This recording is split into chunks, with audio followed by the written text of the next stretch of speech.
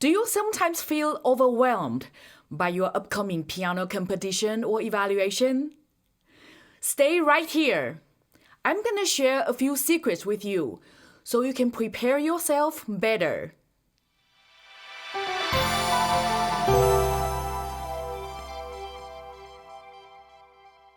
Hi, I'm Dr. Yuking Brandenburg. Welcome to my channel. I started participating in piano competitions several times a year when I was around 6 or 7 years old. Over the years, it gradually became easier and easier to manage the stress, but I still felt the nerve and excitement before every competition. Now I help my own students to do competitions and evaluations. I love to see my students win awards, but I also know how much physical work and mental stress go into the whole process. The fact is, it is okay to feel nervous, but you have to learn how to turn the nervousness into excitement, which can only make your performance better and not destroy it. If you know what I'm talking about, please smash that thumbs up or share your competition experience, good or bad, with us in the comments below. So today we are talking about the last week of preparation before your competition.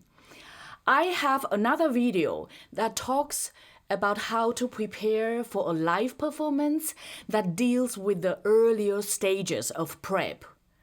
I will leave the link down below so you can watch it later if you haven't already. First and most importantly, protect your hands. Don't over-practice. A sudden increase in practice time will achieve the opposite of the desired effect. You can wear out your arms and hands right at the moment when you most need them to be fresh. Also, over-practicing while you are feeling anxious put unnecessary stress on your joints and muscles and can lead to injury. So be sure not to overdo it in the last week. Keep a nice, even practice schedule. This will also help to ease your nerves. Next, don't cut your fingernails too short. I can't tell you how many times I've heard my students say that it hurts when they play because they just cut their fingernails too short. If that happens, you will lose power and won't have the finger control you have worked so hard to cultivate.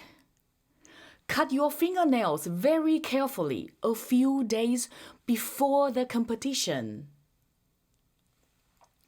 Other common hand injuries include cuts from knives or scissors, burns from cooking, and slammed house or car doors. The last one actually happened to me in Vienna. On the day of one of my recitals, I had to cancel the recital, and then I couldn't play for 6 months. Even a paper cut can put you off your game.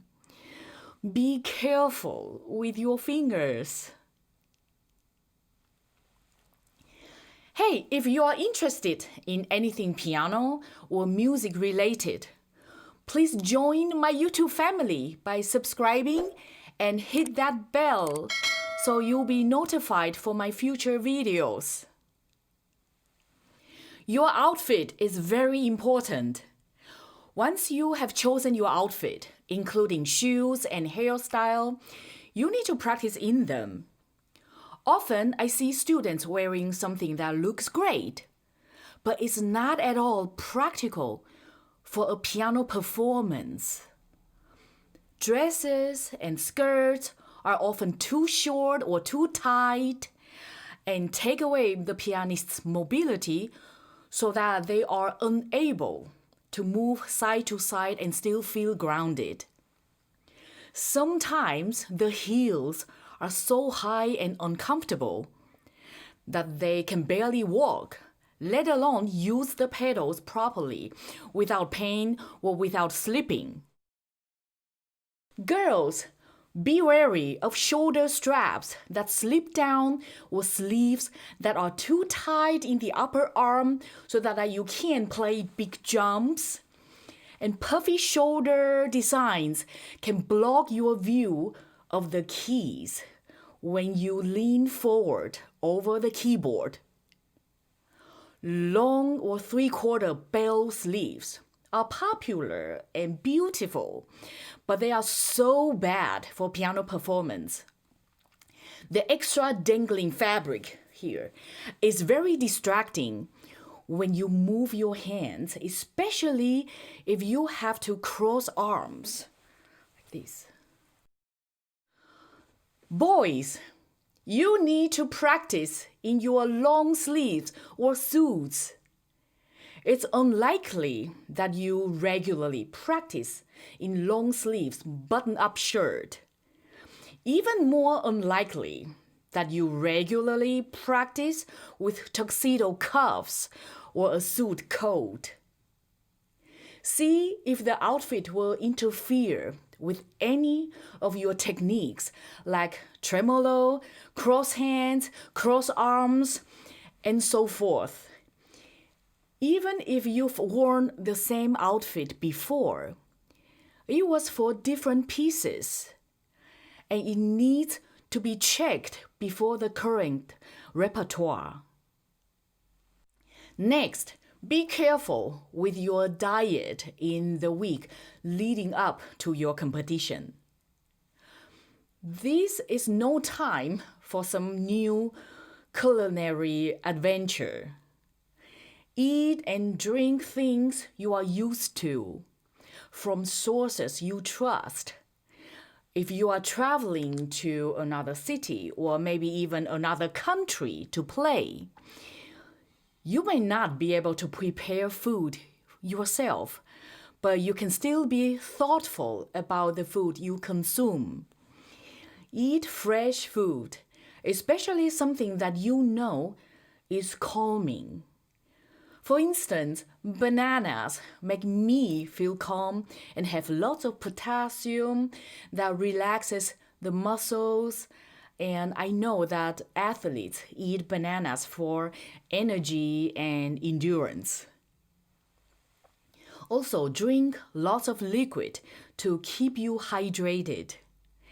And you will want to avoid any alcohol consumption leading up to the competition.